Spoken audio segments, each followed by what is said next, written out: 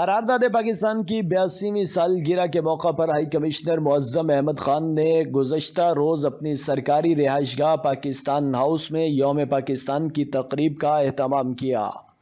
وزیر اعظم کے خصوصی نمائندے سفیر نائجل کیسی نے تقریب میں بطور مہمان خصوصی برطانوی حکومت کی نمائندگی کی۔ جن 400 افراد نے شرکت کی ان میں برطانوی parliamentarian, supreme court of Pakistan کے معزز جسٹس سید منصور علی شاہ، سفارتکار، سینئر سول اور ملٹری نمائندے، میئرز، کونسلرز، پاکستانی کمیونٹی کے نامور ارکان اور پاکستان کے برطانوی دوست شامل تھے۔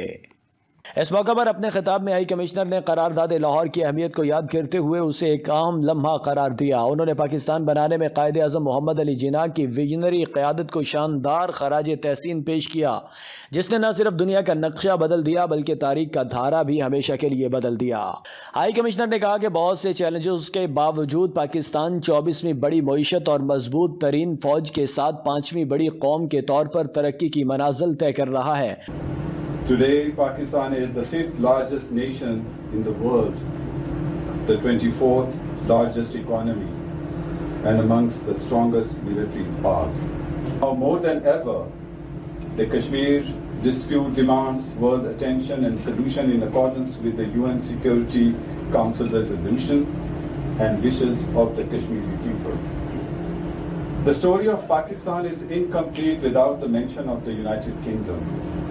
Pakistan and the UK are steadfast friends and strong partners. Our partnership spans multiple domains and operates at multiple levels. انہوں نے کہا کہ عالمی معاملات میں بے مثال اتار چڑھاؤ اور غیر یقینی صورتحال کے اس لمحے میں پاکستان اقوام متحدہ کے چارٹر میں درج اصولوں پر پختہ یقین کے ساتھ حصول مساوات اور انصاف کے لیے کھڑا ہے۔